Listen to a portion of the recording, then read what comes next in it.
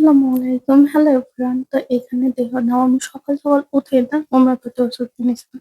আমি বড় হয়ে গেছি। তারপরেও আমি হোমিওপ্যাথি ওষুধটা খেতে খুব পছন্দ করি।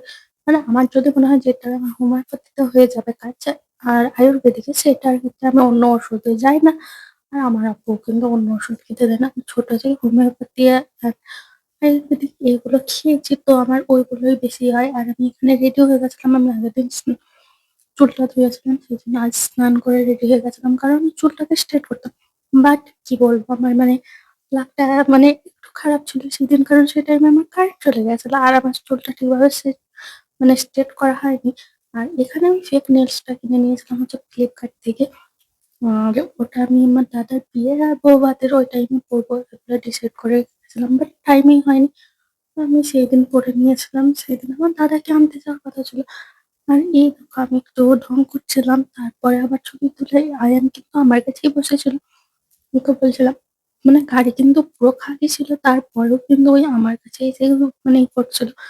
তো আমার না কোমর প্রচন্ড ব্যথা করছিল। তারপর ওকে আমি একটু বুঝিয়ে বাজিয়ে পটালাম। তো ওই রাজি হলো দিয়ে ওর পেছনে চলে গেছিল। আর এই দেখো আমার নখগুলো দেখাচ্ছিলাম। মানে কি বলবো? এটা আমার খুবই মানে অভিজ্ঞতাটা অনেক খারাপ। মানে এই ফিটনেস গুলো কি করে মানুষ করে থাকতে পারে আমি ভাবছিলাম। এত বেশি অসুবিধা হয়েছিল। আর এই দোকানটার জন্য আমি আয়ানকে বলছিলাম, "দেখ ওটা আমার দোকান।" কারণ নিকনেম হচ্ছে মৌ। আর আমার মামার বাড়ি যখন আমরা যাই তখন কিন্তু ওই দোকান থেকেই মিষ্টি কেনা হয়। আর ওখানকার মিষ্টিটা বেশ ভালো। আরো মানে ওই জায়গাকার যে কয়েকটা দোকান আছে বেশিরভাগ দোকানেই মানে মিষ্টি ভালো। আমরা যে কয়েকটা দোকানে কিনেছি সেগুলো তো ভালোই।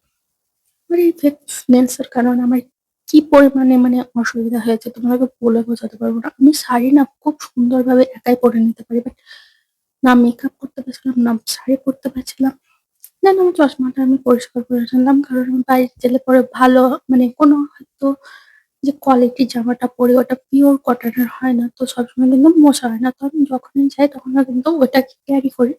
তাহলে পরবর্তীতে যদি আমার চশমাটা নোংরা হয় তাহলে আমি ওটা পরিষ্কার করে নিই। আর এখানে নগরের একটা বড় মসজিদ ছিল। জায়গার নাম আমি ভুল বলতেও পারি কারণ আমার ওই দিকের কোনো আইডিয়া নেই। দেন আমরা চলে এসেছিলাম। আর এই দেখো আমি না লকটাও খুলতে পারছিলাম না। মানে এত পরিমাণে নখটা মানে নেল বা নখ যাই বলে এত অসুবিধা হচ্ছিল কি বলবো। আয়ান ঘুমিয়ে গেছিল ওখানে কিন্তু আমার দাদা ওকে নামিয়েছিল। আর এই নেলস এর কারণে কিন্তু আমার খাওয়া-দাওয়া সবই অসুবিধা হচ্ছিল। আর আয়ান দেখো কত ভালোবাসে আমাদের। আমরা একদম টম এন্ড জেরি মানে এইখানে ভালোবাসা হচ্ছে। তারপরেই কিন্তু শুরু হয়ে যাবে মারামারি। আর এই ছিল আমার ফুল লুক। সেদিন আমি শাড়িটা পরেছিলাম। কারণ শাড়িটা আমার বৌভাতের দিন সকালে পরার ইচ্ছে ছিল। বাট সেদিন আমি একদমই টাইম পাইনি। আমি মানে টাইম পাইনি কি বলবো মানে হয়ে ওঠেনি। তো আমি ওখানে নাইটি পরে ঘুরে বেড়াচ্ছিলাম। মানে আমার দাদার বিয়ে আর আমি সকালবেলায় নাইটি। তাও আবার পুরোনো নাইটি পরে বেড়াচ্ছিলাম। তাও আবার উল্টো করে।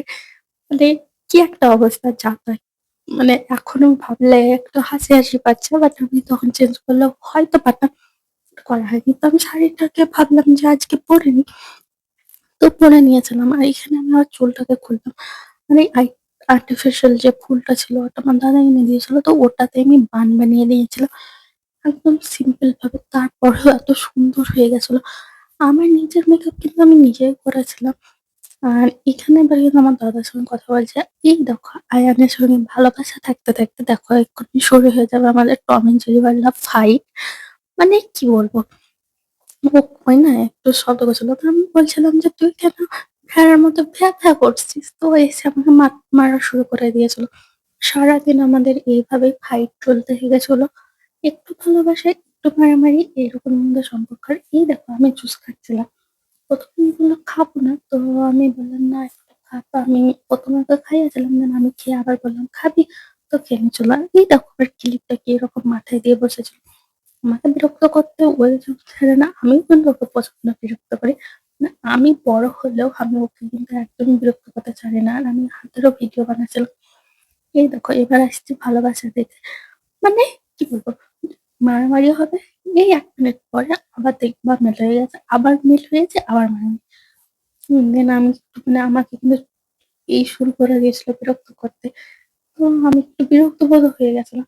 না ওর কাছে আমি বিরক্ত হই না। বাট হ্যাঁ, সময় ক্ষেত্রে যেই দুষ্টুমি করে তার জন্য কিন্তু বকাও খায়। দিন আমি ওকে লুকিয়ে চলে গেছিলাম উপরে।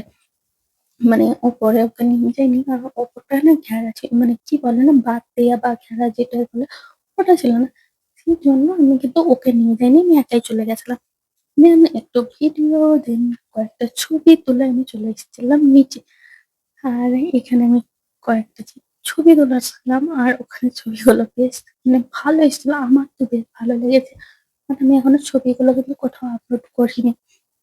মেবি একটা মনে হয় করেছিলাম। দেন আমি এগুলো করবো। আর এগুলোতে এত সুন্দর, সুন্দর করে মানে এই গাছের পাতাটা টেনে নিয়েছিলাম। তারপর আমার মনে পড়লো যে দুপুরবেলা এরকম চুল খুলে রোদ্রে মানে চুল খুলে সাজুগুজু করে পারফিউম লাগিয়ে ছাদের মধ্যে ফাঁকা মাঠের মধ্যে থাকা একদমই উচিত না। এবার আমি নিচে চলে এসেছিলাম। আর ওই দেখো দুষ্টুটা দেখছিল। আমি দেখছিলাম যে আমার এবার মার পড়বে। কারণ ওকে আমি নিয়ে যাইনি। আর এখানে আবার আমি নেলগুলো দেখছিলাম। আমি নেলগুলোর এতগুলো ভিডিও বানিয়েছি যে আমি যদি সবগুলো এড করি তো ১৫ থেকে ২০ মিনিটের একটা ভিডিও হয়ে যাবে। তারপরে আমি জামাটা শাড়িটা চেঞ্জ করে জামাটা পরে নিয়েছিলাম। এটা আমি বৌভাতের দিনও পড়েছিলাম। দেন আমি আবার বললাম যে আমি বৌভাতে একদমই বেশিক্ষণ পড়িনি। ছবি, ভিডিও কোনো কিছুই তেমন নেয়া হয়নি। নিজেদের বাড়িতে মানে বিয়ে হলে পরে আমি ছিলাম তখন অনেক বেশি আপসেট। সেই কারণে আমার সেইভাবে কোনো কিছুই হয়নি। তো আমি আবার রিক্রিয়েট করলাম সেম ভাবে। এখানে আমি ফিল্টার ইউজ করছিলাম। আর আয়ান এই দেখো মারামারি শুরু করে ওর মামার সঙ্গে সরি মারামারি না এটা কি বলে ভালোবাসা। আর ওদের বিরক্ত মারামারি আমাদের কোনোদিনও খারাপ লাগে না। অনেক কিউট লাগে। এই দেখো আমি ভিডিও বানাচ্ছিলাম আর আমার সঙ্গে কিরকম মানে করছিল। আবার এসছে আবার ঢেকে দিচ্ছে। এই দেখো।